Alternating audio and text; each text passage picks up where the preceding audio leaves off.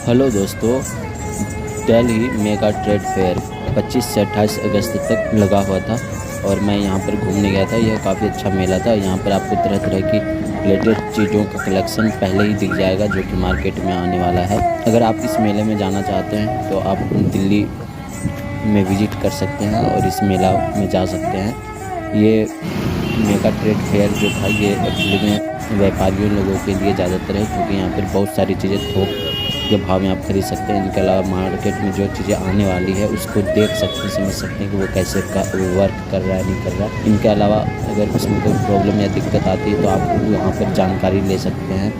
अगर आप अपना मार्केट शुरू करना चाहते हैं तो उनसे पूछताछ कर सकते हैं कि इसका डीलरशिप क्या है और इसका डिस्ट्रीब्यूशन क्या है। ये है मेगा ट्रेड फेयर, मैं भी आया हूँ।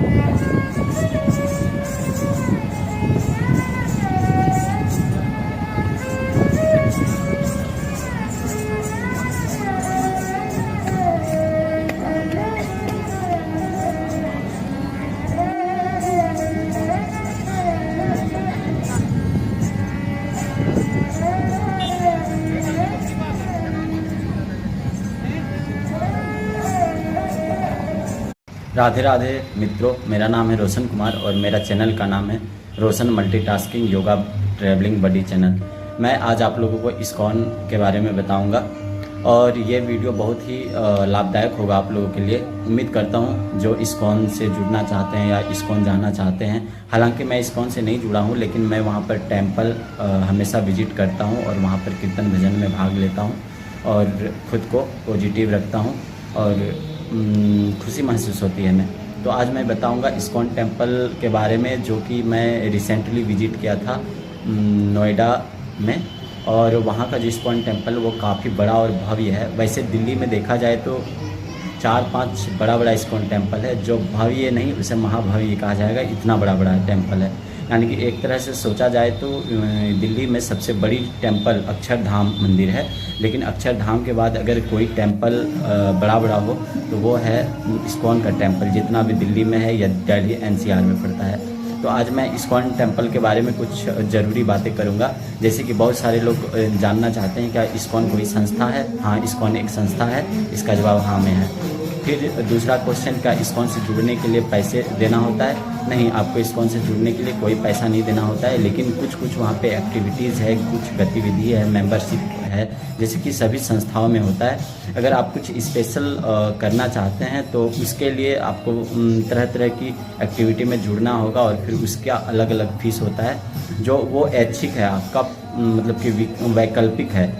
आपको इस्कॉन से जुड़ने के लिए कोई पैसा वगैरह कुछ नहीं देना पड़ता है, क्योंकि ये मैं अपने एक्सपीरियंस से कह रहा हूँ, क्योंकि मैं इस्कॉन काफ़ी दिनों से जाता हूँ और मैं वहाँ पर अक्सर हरे कृष्णा जो कीर्तन होता है उसके लिए जाता हूँ और मुझे अच्छा लगता है वहाँ पर शामिल होना। और अब मैं तीसरा क्वेश्चन आपसे बात करूँगा कि क्या इस्कॉन से जुड़ना आपके लिए फ़ायदेमंद है। तो भगवान से जुड़ने के लिए फ़ायदा और नुकसान नहीं देखा जाता है। अगर आप भगवान से जुड़ना चाहते हैं तो आप किसी फ़ायदे नुकसान की चिंता किए बिना आप भगवान के भजन में, कीर्तन में और उसके भक्ति में लीन हो जाएं, तो आपके लिए एक बस माध्यम है इस्कॉन कि आप उसके थ्रू, उस इस्कॉन माध्यम के थ्रू आप अपने आप को धार्मिक बना सकते हैं ज़्यादा से ज़्यादा। इसके अलावा इस्कॉन जो है वो आपको वेद शास्त्र जो भी होता है उसका तरह तरह का ज्ञान आपको उपलब्ध करवाता रहता है किताब के माध्यम से, क्योंकि उसका जो लाइब्रेरी होता है वो लगभग सभी मंदिर में होता है। पूजा पाठ से जुड़ा हुआ चीज़ सभी मंदिर में होता है। अगर आप धर्म करने में रुचि रखते हैं और धर्म के बारे में ज़्यादा से ज़्यादा जानना चाहते हैं तो आप इस्कॉन ज़रूर ज्वाइन कीजिए। तो उम्मीद करता हूँ आपको ये मेरा वीडियो पसंद आया होगा और इसी के साथ मैं अपने वाणी को विराम देता हूँ और प्रेम से कहता हूँ जय श्री राम। अगर आपको वीडियो लाइक, कमेंट और शेयर करना हो तो आप ज़रूर कीजिए, ये आपके इच्छा पे डिपेंड करता है। राधे राधे।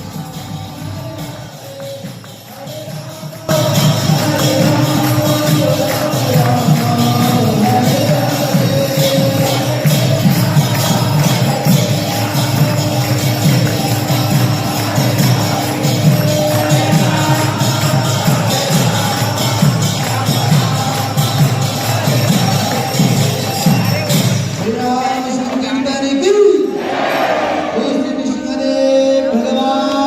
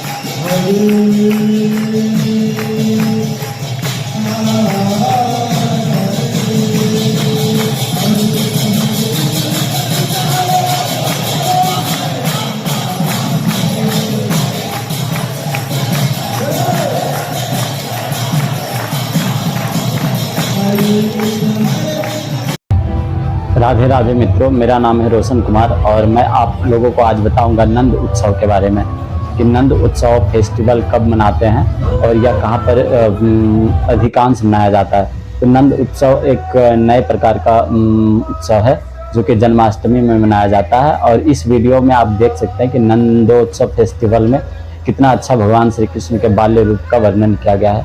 अगर आप भी भगवान श्री कृष्ण के नंदोत्सव के बारे में जानना चाहते हैं तो इस वीडियो को पूरा देखिएगा, स्किप मत कीजिएगा।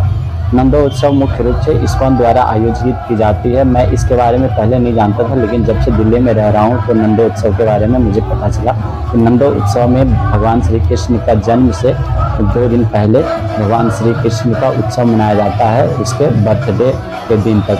इसमें भगवान श्री कृष्ण की लीलाओं का वर्णन किया जाता है और भगवान श्री कृष्ण से जुड़ा हुआ सारा चीज़ होता है। जैसा कि आप लोगों को पता है कि भगवान श्री कृष्ण का जन्म देवकी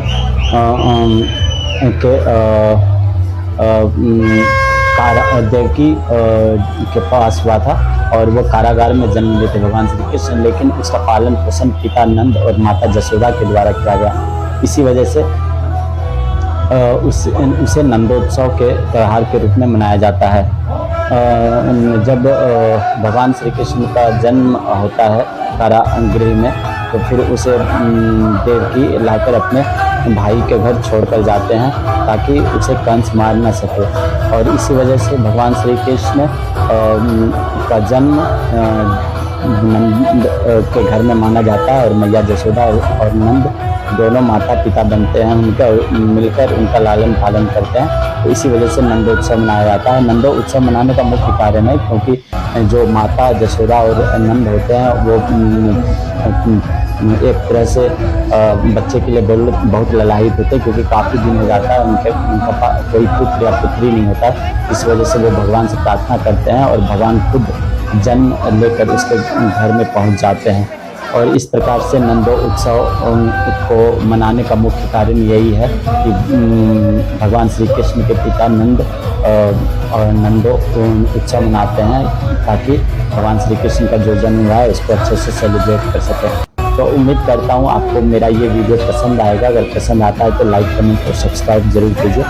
और मैं इस वीडियो के बारे में कुछ बताना चाहता हूँ। अगर ये वीडियो दिल्ली का है जो कि दिल्ली में पंजाबी बाग में इस्कॉन द्वारा आयोजित नंदोत्सव का है। मैं वहाँ पर जन्माष्टमी मेला देखने के लिए गया था, तो ये नंदोत्सव बगल में हो रहा था, तो मैं वहाँ पर पहुँच जाता हूँ और फिर वहाँ पर जाकर इसके बारे में जानता हूँ कि ये नंदोत्सव क्या है। और वहाँ पर बच्चों के द्वारा भगवान श्री कृष्ण की तरह तरह की झांकी, बहुत सारी चीज़ों को वहाँ पर दर्शाया गया था। अगर आप वहाँ पर जाएंगे तो आपको बहुत ही अच्छा महसूस होगा। तो उम्मीद करता हूँ आपको ये मेरा वीडियो ज़रूर पसंद आएगा। अगर पसंद आता है तो लाइक कमेंट और सब्सक्राइब जरूर कीजिए और अपने दोस्तों के साथ शेयर कीजिए। धन्यवाद दोस्तों। राम राम। जय हिंद, जय भारत।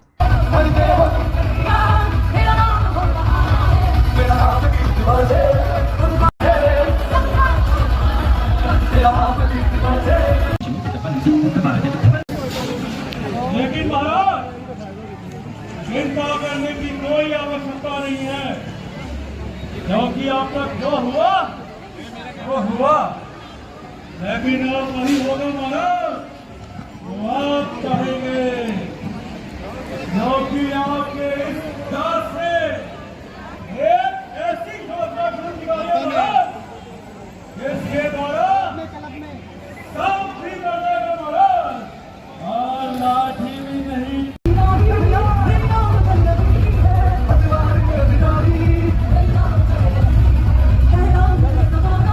हरे राम हरे राम हरे राम राम राम हरे हरे। प्रश्न है और प्रश्न का देने वाले को एक सरप्राइज गिफ्ट भी है। तो प्रश्न ये है, कौन कृष्ण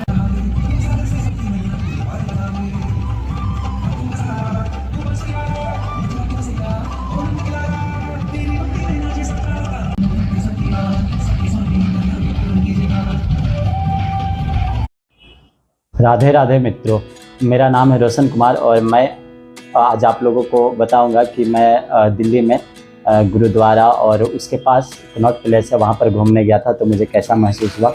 अगर आप लोगों को मेरा वीडियो पसंद आता है तो आप लोग हमें सपोर्ट कीजिए और हमारे वीडियो को लाइक, कमेंट, सब्सक्राइब, शेयर ज़रूर कीजिए। तो दोस्तों, मैं बता रहा हूँ आज आप लोगों को दिल्ली के अपने एक खूबसूरत शहर के बारे में। ये शहर लगभग मैंने 1 साल पहले किया था, ये 1 साल पुरानी वीडियो है। मैं इस वीडियो को आज अपलोड कर रहा हूँ अपने डिटेल्स के साथ। तो मैं आज आप लोगों को बताऊँगा दिल्ली का 2 फेमस चीज़ के बारे में। वैसे दिल्ली में तो बहुत सारी चीज़ें फेमस हैं, आप लोगों को पता है। दिल्ली देश की राजधानी के साथ साथ यहाँ पर बहुत सारा इतिहास भी रहा है, राजा रजवाड़ों का ये कभी गढ़ हुआ करता था। तो इस वजह से दिल्ली की कहानी बहुत लंबी चौड़ी होगी। तो बट दिल्ली में जो मुख्य फेमस जगह है, मैं उसके बारे में आप लोगों से शेयर करना ज़रूर चाहूँगा। और मैं उस जगह में से 2 जगहों के बारे में बात करना चाहूँगा जो दिल्ली की जान है, जिसे बोलते हैं सिटी, कनॉट प्लेस। और इसका दूसरा नाम है राजू चौक, क्योंकि यहाँ पर एक राजू चौक मेट्रो है जो कि जस्ट कनॉट प्लेस सर्कल के बीचों बीच है। तो और जस्ट वहाँ से थोड़ी दूरी पर 2 किलोमीटर की दूरी पर आपको मिल जाएगा बंगला साहिब गुरुद्वारा, जो दिल्ली का सबसे बड़ा गुरुद्वारा और सबसे ज़्यादा फेमस गुरुद्वारा है। वहाँ पर दिन रात लंगर चलता है और भीड़ होती है। हालांकि दिन रात अब लंगर नहीं चलता है, कुछ टाइम हो गया है फिक्स, क्योंकि मैं रिसेंटली विजिट किया था तो वहाँ पर फिर रात को लंगर शुरू हुई थी, शाम को कुछ देर के लिए बंद हो जाती है। एनीवे, तो मैं आज आप लोगों को बता रहा हूँ कि अगर आप लोग दिल्ली आते तो इन 2 जगहों पर आप ज़रूर विज़िट कीजिए, क्योंकि जब आप यहाँ पर जाएंगे तो आपको बहुत ही अच्छा महसूस होगा। क्योंकि कनॉट प्लेस में जाते ही आपको सबसे पहले ब्रिटिश कॉलोनी, जब भारत था, ब्रिटिश एम्पायर का साम्राज्य हुआ करता था, तो उस समय की मार्केट ब्रिटिश गवर्नमेंट ने वहाँ पर बनाई थी, मतलब कि बड़े और रईसज़ादे लोगों के लिए। वो अभी भी बड़े और रईसज़ादे लोगों की ही मार्केट है, क्योंकि वहाँ पर सारी चीज़ें बहुत महंगी है और बड़े बड़े ब्रांड हैं।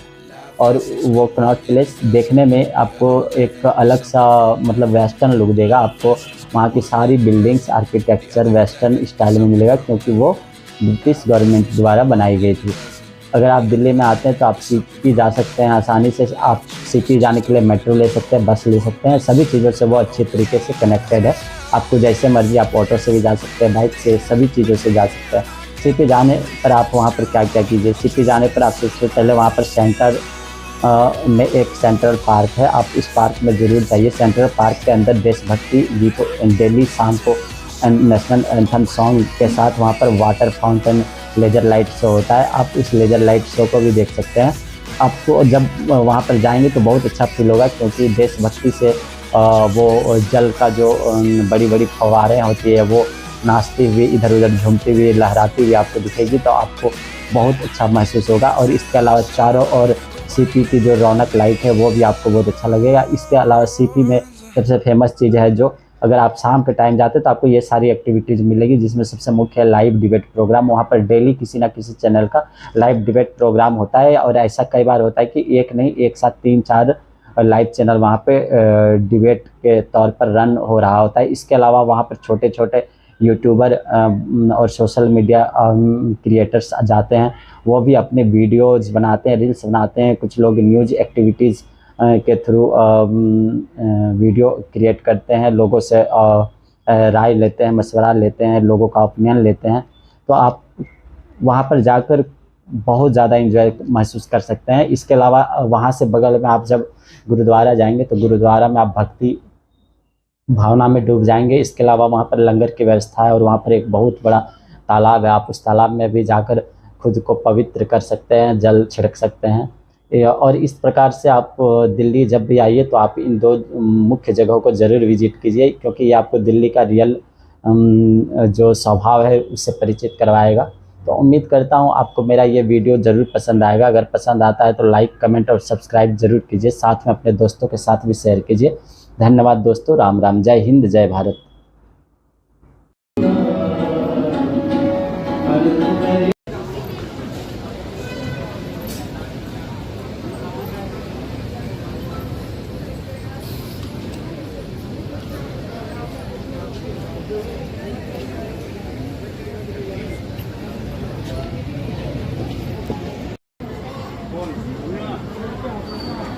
उतर गया।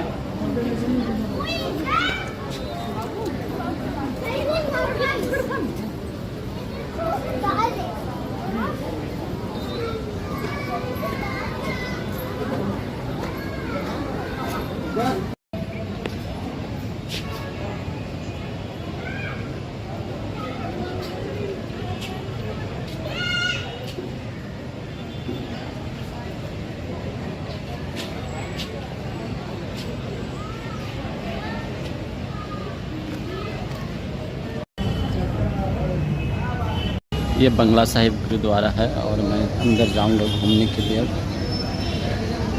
बहुत दिनों के बाद आया हूँ।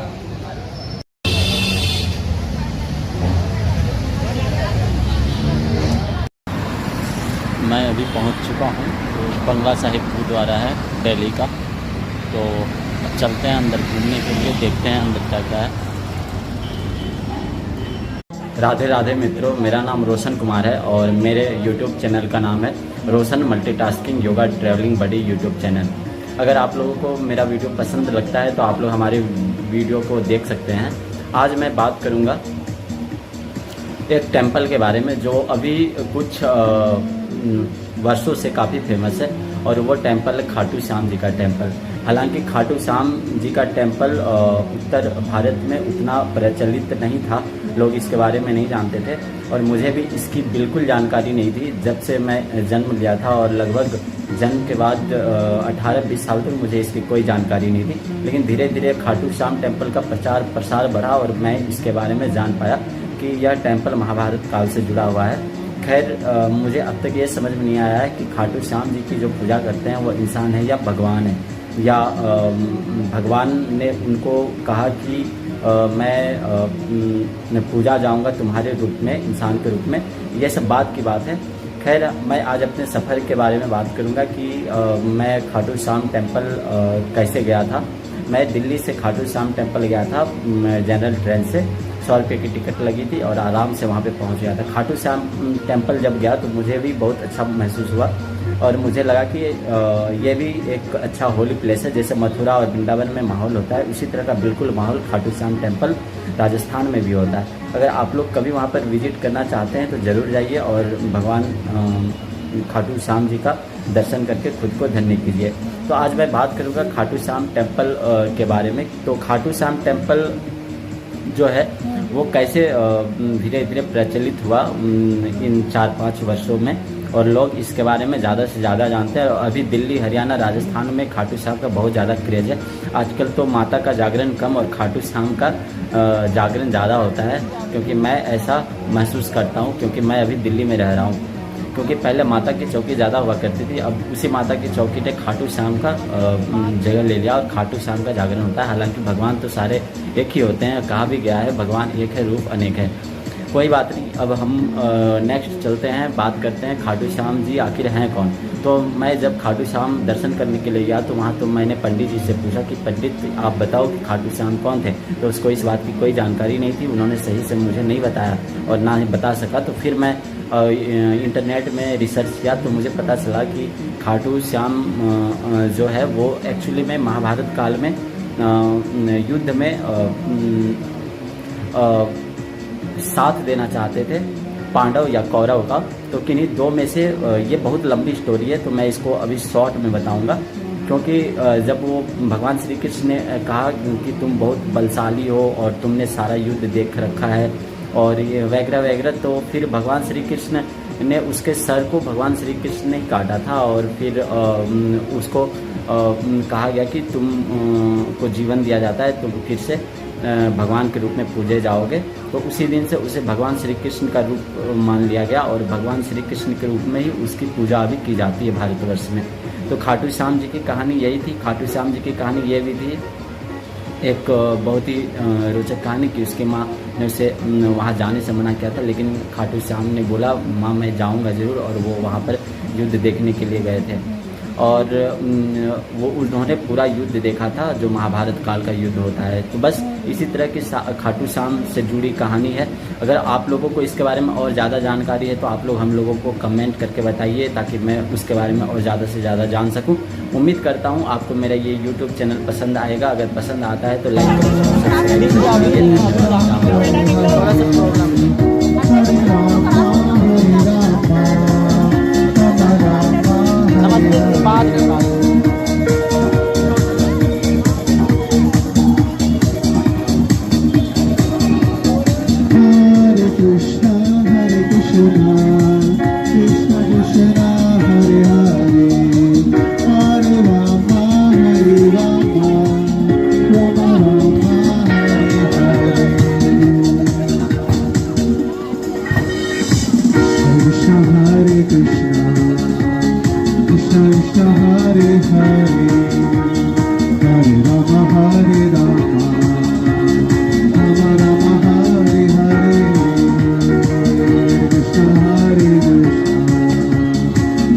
Krishna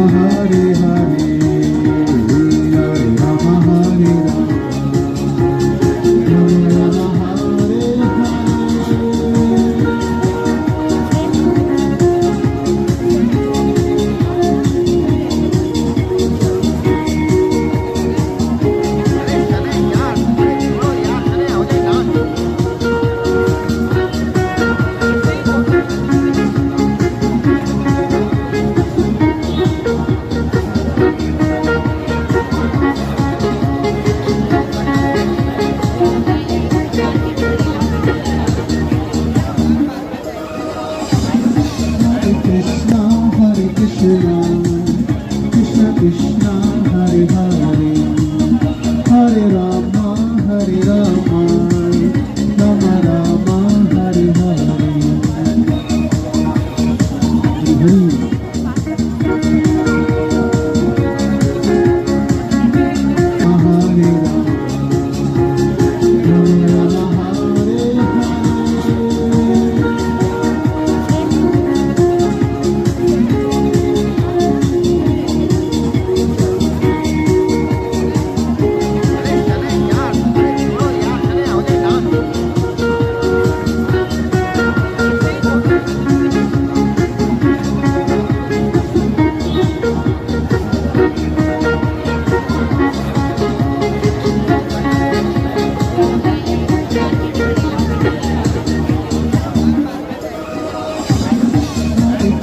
आ गया हूँ खाटू बाबा दर पे तेरे, सारी दुनिया छोड़ के लेने आजा खाटू वाले रिंगस के इस मोड़ पे।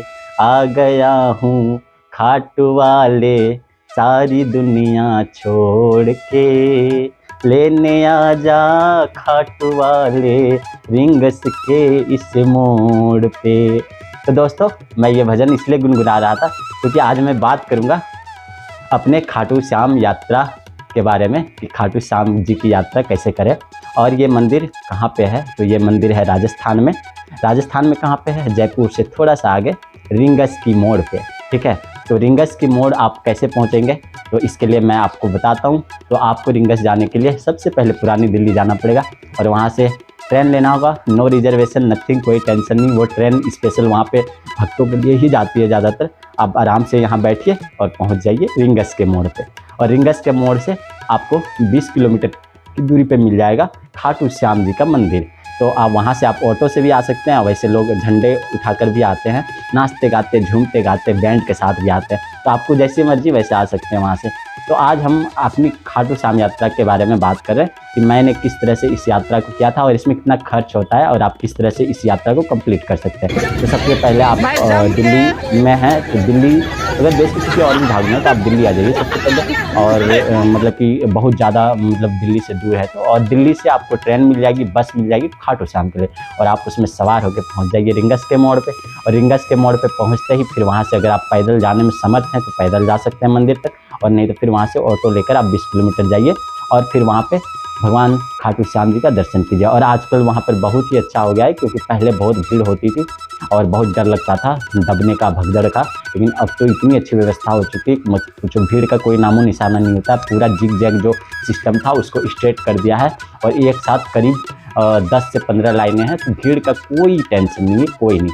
तो आप जाकर आराम से दर्शन कर सकते हैं। अब मैं खर्च के बारे में बात करूंगा। तो खाटू श्याम मंदिर जाने के लिए आपको यहाँ से ट्रेन का 120 रुपये का टिकट लेना पड़ेगा दिल्ली से, ट्रेन में नॉर्मल टिकट, और फिर आप खाटू श्याम चले जाइए और फिर उधर से 120 रुपये का टिकट लेकर उसी ट्रेन से वापस आ जाइए। और लगभग टोटल खर्च जो है वो 500 में भी आप निपटा सकते हैं, ये आप पर डिपेंड करता है। अगर आप वहाँ होटल में स्टे करेंगे तो 500 रुपया और लग जाएगा 1000 रुपये में। तो इस प्रकार से मैं 1000 रुपये में अपना टारगेट रखता हूँ और जब भी मन करता है मैं दिल्ली से आराम से खाटू श्याम जाता हूँ, खाटू श्याम से वापस आ जाता हूँ। तो दोस्तों मैं उम्मीद करता हूँ आपको ये मेरा वीडियो पसंद आएगा। अगर पसंद आता है तो लाइक, कमेंट और सब्सक्राइब जरूर कीजिए, साथ में अपने दोस्तों यारों को भी शेयर कीजिए ताकि इस प्रकार का मैं वीडियो कंटिन्यूस आप लोगों के लिए लाता रहूँ। इसी बात के साथ इस वीडियो को मैं यहाँ पर समाप्त करता हूँ दोस्तों। जय हिंद, जय भारत, वंदे मातरम, राधे राधे। हेलो दोस्तों, राम राम। मेरा नाम है रोशन कुमार और मैं आज कुछ स्पेशल बातें करूँगा लद्दाख यात्रा के बारे में। तो लद्दाख ट्रिप पे आप कैसे जा सकते हैं और आप अपना ट्रिप जो है वो सस्ते में कैसे निपटा सकते हैं, आइए उसके बारे में बात करते हैं। तो लद्दाख ट्रिप मैं दिल्ली से गया था। मैं सबसे पहले आपको अपना एक्सपीरियंस बताता हूँ कि दिल्ली से मैं लद्दाख के लिए फ़्लाइट से गया था और फ़्लाइट यहाँ पे इंदिरा गांधी नेशनल एयरपोर्ट से लिया था मैंने। और दिल्ली से जब आप लद्दाख की ओर जाएंगे तो आपको टिकट काफ़ी सस्ता मिलेगा, 2000 तक में आपको पूरा टिकट मिल जाएगा और एक्स्ट्रा वगैरह कुछ नहीं लगेगा। और अगर जब आप वापसी के लिए आएंगे तब आपका दिमाग हिल जाएगा, क्योंकि वापसी में जो टिकट का प्राइस है वो 8000 से नीचे होता ही नहीं है। कभी कभी 6000 से नीचे होगा, वो भी बहुत दिनों के बाद अगर आप टिकट लेते हैं तब।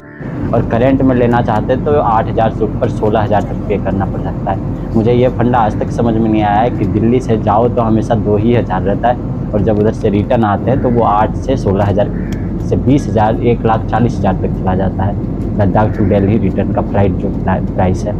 ये मेरे समझ से बाहर है। हालांकि इसका क्या डाटा है, क्या मैथमेटिक्स है कमाने का एयरलाइंस का, हमको ये समझ में नहीं आया आज तक। खैर, मैं आपको अपने लद्दाख यात्रा के बारे में बता रहा हूँ। तो मैंने रात में करीबन 12-1 बजे ऑरेंज मेट्रो से एयरपोर्ट को गया और एयरपोर्ट में फ़्लाइट में बैठा। फ़्लाइट में बैठते ही मेरा पहला यात्रा था फ़्लाइट का, बहुत ही रोमांचक यात्रा था ये और मैं बहुत खुश था इस यात्रा से। और मैं जैसे ही उड़ान भरने वाला था, मतलब कि मेरी फ़्लाइट, तो लगभग 1 घंटे का समय 1.5 घंटे का समय बताया था कि दिल्ली से लेह लद्दाख जाने में लगता है, लेकिन इतना भी वक्त नहीं लगा था। 30-35 मिनट में हम लोग लेह लद्दाख पहुंच गए थे। जो भी टाइम लैप्स था वो एयरपोर्ट के अंदर ही घूमने फिरने में बीत गया था। तो जब मैं उड़ान भरा तो ऊपर से बर्फीली पहाड़ियों का, वादियों का हसीन लुप्त नज़ारा देखने में बहुत ही अच्छा लग रहा था। और इस प्रकार से मेरा लेह लद्दाख का जो यात्रा है वो 2000 में तो कंप्लीट हो गया, दिल्ली टू लेह। लेकिन जब उधर से वापसी आना चाह रहा था 10 दिन के बाद, तो मैं टिकट का प्राइस देखकर सोच में पड़ गया कि अब क्या होगा, क्योंकि टिकट का प्राइस बहुत ही ज़्यादा कॉस्टली था। तो फिर मैं वहाँ से कश्मीर जाना बेहतर समझा। वहाँ से 1000 रुपये में एक सीट मिलता है बस का, जो सरकारी बस होता है लेह टू कश्मीर, जो डेली चलती है। मैं उस बस से फिर लेह की ओर, लेह से लद्दाख की ओर निकल गया और लेह से कश्मीर की ओर निकल गया और इस प्रकार से मैं कश्मीर पहुंच गया। और फिर कश्मीर में मैंने अपना बाकी जो भी हॉलीडेज था उसको स्पेंड किया। तो उम्मीद करता हूं दोस्तों आपको ये मेरा वीडियो पसंद आएगा। अगर पसंद आएगा तो लाइक, कमेंट और सब्सक्राइब जरूर कीजिए। साथ में अपने दोस्तों यारों को भी शेयर कीजिए ताकि मैं इस प्रकार का वीडियो कंटिन्यूस आप लोगों के लिए लाता रहूँ। इसी बात के साथ इस वीडियो को यहाँ समाप्त करता हूँ दोस्तों। जय हिंद, जय भारत, वंदे मातरम।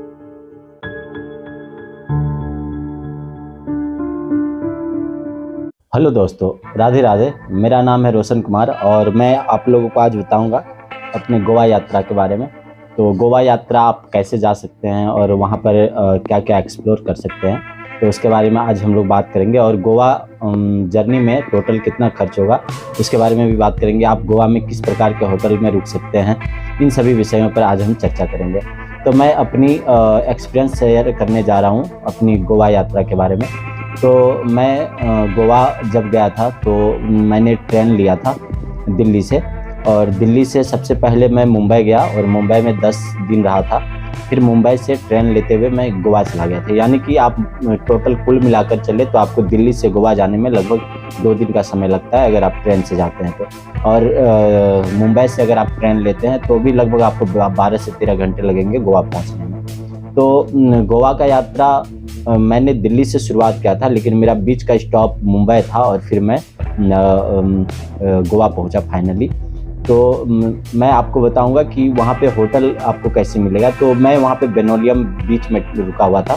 बेनोलियम बीच बहुत ही शांत और खूबसूरत सा बीच है। मतलब कि ये तो साउथ गोवा में पड़ता है, वैसे नॉर्थ गोवा ज़्यादा भीड़ भाड़ वाला इलाका है, बागा बीच वगैरह। वैसे तो मैंने वहाँ पे करीबन 40 से 50 बीच का टोटल एक्सप्लोर किया था और ये सारा बीच बहुत खूबसूरत था।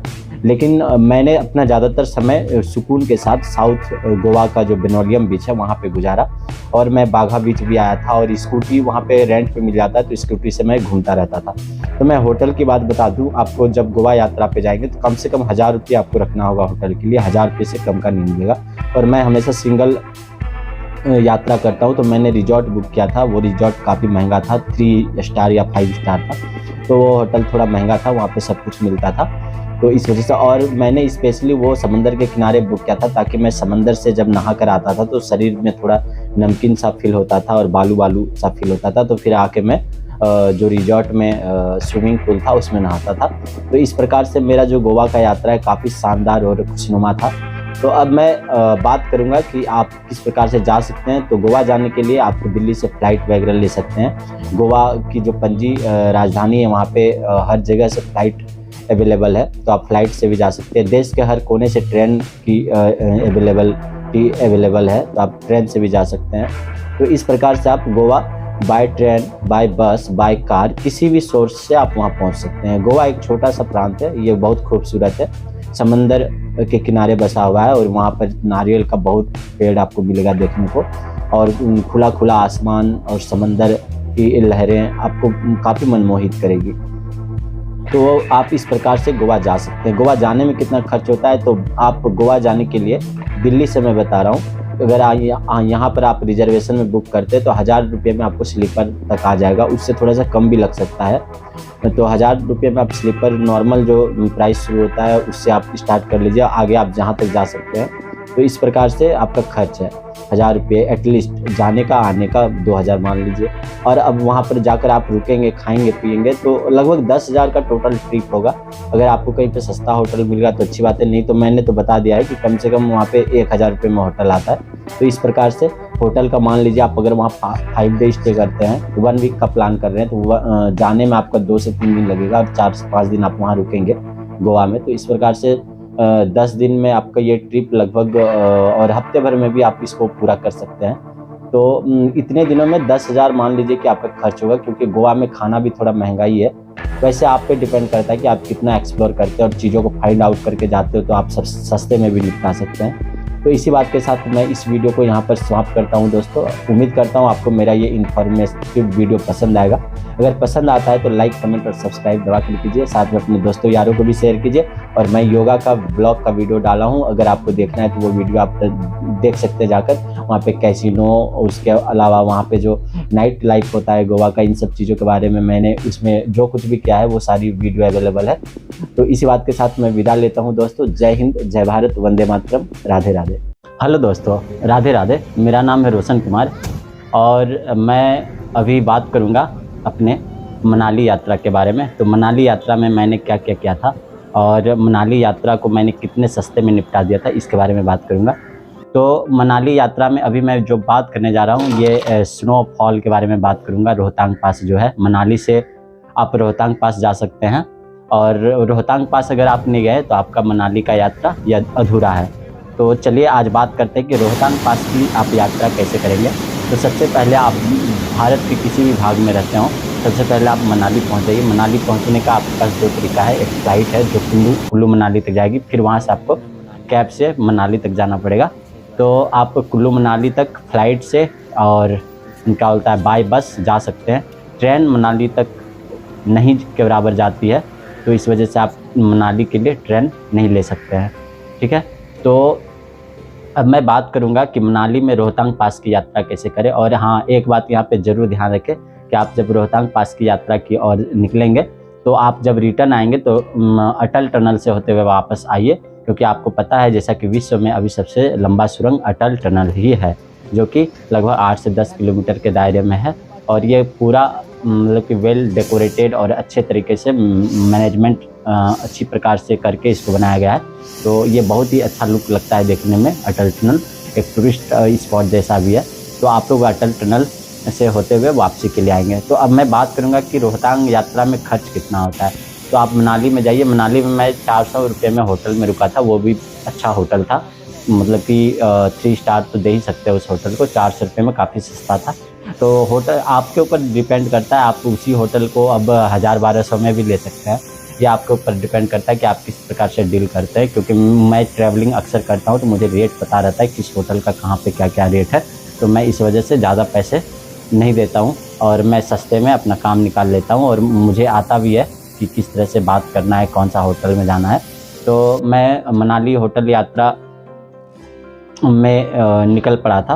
तो उसके बाद मैं मनाली में रुका था 2-4 दिन। तो फिर वहीं मनाली के पास एक ओल्ड मनाली नाम का मार्केट है, वहाँ पे गया था घूमने के लिए।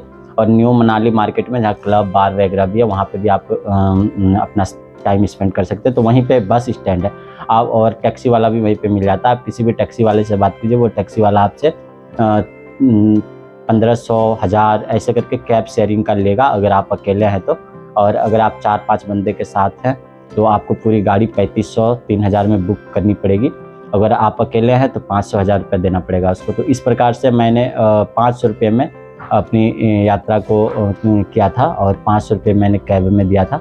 तो उस यात्रा में 500 बस कैब में जाने आने का लगा था। और जो वहाँ पे स्नोफॉल का एंजॉय लेने के लिए मुझे बहुत सारा चीज़ लेना पड़ा था। विंटर जो क्लॉथ्स होता है वहाँ पे रेंट पे मिल जाता है रास्ते में, तो उसका 200 रुपये लगा था। तो इस प्रकार से 700-800 रुपये मेरा खर्च हो गया था। 300 रुपया वहाँ पे जाके खाया पिया था, घुमा था। तो मतलब 1000 रुपये में मैं ओवरऑल पूरा जर्नी करके वापस आ गया था। और रोहतांग पास आप इसलिए जाएं क्योंकि वहाँ से बहुत नज़दीक है और वहाँ पे आपको बर्फ़ सालों भर मिलेगी। और स्पेशल वहाँ पे यात्रा करने का जो टाइम होता है वो जनवरी से लेके सितंबर तक आप जा सकते हैं। और हालांकि मानसून में थोड़ा सा स्टॉप हो जाता है क्योंकि वेदर ख़राब होता है बीच में, जैसे जुलाई में, सितंबर में, लेकिन अक्टूबर में काफ़ी अच्छा रहता है। तो मतलब कि आप वहाँ पे जनवरी से जून, जुलाई, सितंबर, अक्टूबर तक जा सकते हैं। और उसके बाद बिल्कुल नहीं जा सकते हैं क्योंकि वो रूट ही बंद हो जाता है। तो इस प्रकार से आप रोहतांग पास में अपना एंजॉय ले सकते हैं और बर्फ़ के वादियों में खेल सकते हैं, बर्फ़ के साथ अटखेलियाँ कर सकते हैं। तो मैं इस वीडियो को अब यहीं पर समाप्त करता हूं दोस्तों। अगर आपको मेरा ये वीडियो पसंद आता है तो लाइक, कमेंट और सब्सक्राइब दबा कर कीजिए। साथ में अपने दोस्तों यारों को भी शेयर कीजिए ताकि इस प्रकार का वीडियो मैं कंटिन्यूस आप लोगों के लिए लाता रहूं। इसी बात के साथ मैं इस वीडियो को यहाँ समाप्त करता हूँ दोस्तों। जय हिंद, जय भारत, वंदे मातरम, राधे राधे।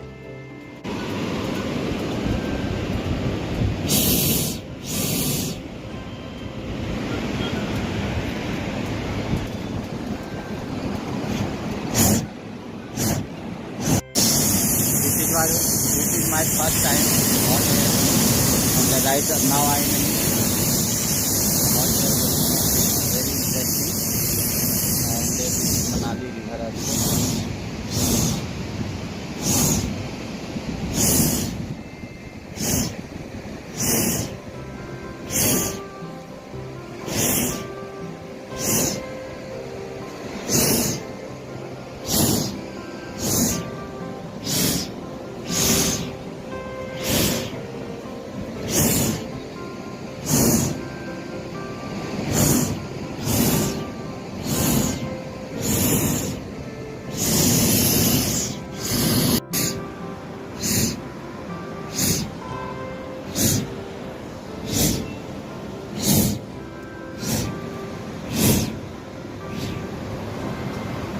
पकड़ के लाओ रेडी भाई, पकड़ के लाओ।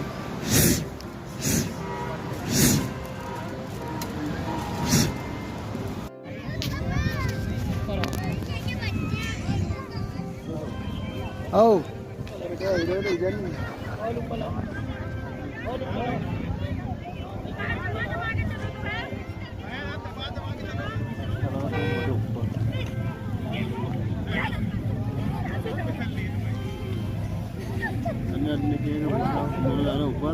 ठीक है। राधे राधे, राधे राधे राधे बरसाने वाली राधे, राधे राधे राधे बरसाने वाली राधे। मैं ये गाना इसलिए गा रहा हूँ क्योंकि मैं अभी जो वीडियो लाऊंगा वो वीडियो ला रहा हूँ वृंदावन यात्रा के बारे में। तो वृंदावन यात्रा में आप कैसे जा सकते हैं, वहाँ पे क्या क्या कर सकते हैं, क्या नहीं कर सकते हैं, क्या करना चाहिए, क्या नहीं करना चाहिए, इसके बारे में बात करेंगे हम लोग। तो आइए सबसे पहले हरे कृष्णा, जय राधे। तो मैं अब वृंदावन यात्रा के बारे में बात करूंगा कि वृंदावन यात्रा में मैं जाता हूं तो क्या क्या करता हूं। मैं पहले अपने बारे में बताऊंगा कि मैं वहां पर जाकर क्या क्या करता हूं, और फिर आप लोगों से कमेंट में पूछूंगा कि आप लोग क्या क्या करना चाहते हैं वहां पर जाकर, जो नहीं गए हैं। जो गए हैं वो भी बताएंगे कि आप हमसे क्या अलग करते हैं। तो आइए मैं बताता हूँ। मैं वृंदावन यात्रा नाचते कूदते हंसते गाते जब मर्जी तब निकल जाता हूँ दिल्ली से वृंदावन बहुत नज़दीक है। यहाँ पे हजरत निजामुद्दीन रेलवे स्टेशन है, वहाँ पे आप किसी भी ट्रेन में बैठिए और डायरेक्ट आपको वो पटक देगा ले जाके मथुरा में। और जहाँ आपको पटका, मान लिए कि वहाँ पे भगवान श्री कृष्ण का जन्मभूमि है मथुरा में, आप सबसे पहले उसे घूम लीजिए। तो मैं जाता हूँ नाचते गाते टहलते झूमते सबसे पहले मथुरा। जैसे वहाँ मुझे पटकती है ट्रेन, मैं पटकते ही उठ जाता हूँ और उठकर पहुँच जाता हूँ कहाँ पे, तो भगवान श्री कृष्ण के जन्मस्थली में, राधे राधे। अब वहाँ पे थोड़ा सा टाइम स्पेंड करता हूँ, फिर सोचता हूँ मथुरा में और कुछ है क्या। हाँ और कुछ है, मथुरा में जो यमुना नदी बहती है वो है ना, तो यमुना में मथुरा नदी के पास एक सबसे अच्छी मंदिर है जिसको बोलते हैं द्वारकाधीश टेम्पल। तो आप द्वारकाधीश टेम्पल जाइए। मैं द्वारकाधीश टेम्पल जाता हूँ। हालांकि वैसे तो वहाँ पे और भी बहुत कुछ एक्सप्लोर करने के लिए, जैसे कि कंस का किला और भी बहुत कुछ है, लेकिन मैं वो सब नहीं जाता हूँ। मैं जाता हूँ सबसे पहले कृष्ण जन्मभूमि। तो कृष्ण जन्मभूमि में जब जाता हूँ तो वहाँ पे इतना ज़्यादा सिक्योरिटी है कि मत पूछो। हमारी तो हलवा टाइट हो जाती है भाई, क्योंकि मोबाइल देना आम बात नहीं है। मोबाइल जान में और अपने प्राण में रखते हुए इतना प्यारा लगता है कि मत पूछो। लेकिन उस मंदिर में जाने के लिए क्या करें, भगवान के लिए समर्पण करना पड़ता है। मोबाइल वहाँ पर रखना पड़ेगा आपको बाहर, जहाँ पे लॉकर है वहाँ पे। और मोबाइल, इसके अलावा मोबाइल तो मोबाइल, छोटी सी आप घड़ी भी नहीं ले जा सकते, ना अपना पर्स ले जा सकते, ना ईयरफोन ले जा सकते, ना ब्लूटूथ ले जा सकते, ना वॉच जो डिजिटल होता है, कुछ भी नहीं ले जा सकते यार। आपको मतलब कि सिर्फ अपने कपड़े में जाना है, इतना याद रखिए।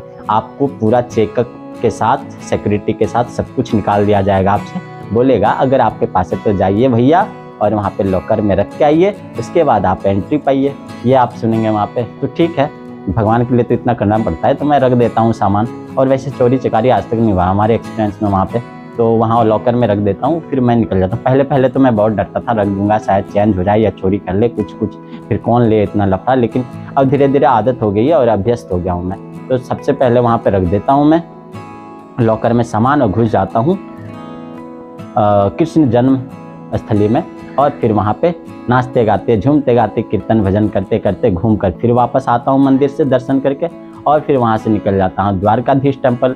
और मथुरा की गलियाँ तो मत पूछो भाई, जब बैठता हूँ ना तो सोचता हूँ यार कैसे करके मैं पहुँचूँगा भगवान श्री कृष्ण के पास। कभी कभी तो 2-3 घंटे जाम में फंस जाता हूँ। छोटी छोटी पतली गलियाँ हैं जो कि जाती है द्वारकाधीश टेम्पल की ओर। हालांकि टेम्पल बहुत बड़ा है, और जस्ट उसी टेम्पल के बगल में आपको मिलेगा यमुना नदी, जहाँ पे होती है गंगा जी की आरती, यमुना जी की आरती, यमुना जी की आरती, यमुना जी की आरती। तो फिर मैं वहाँ पे यमुना जी की आरती में भी कुछ देर भाग लेता हूँ, और वहाँ पे कुछ देर टाइम स्पेंड करने के बाद फिर वहाँ से निकल जाता हूँ अपने प्रियतम मधुरम श्री कृष्ण राधिका के पास वृंदावन।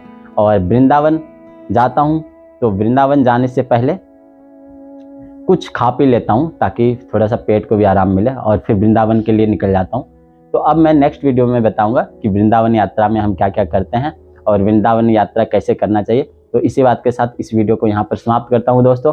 जय हिंद, जय भारत, वंदे मातरम, राधे राधे, हरि बोल।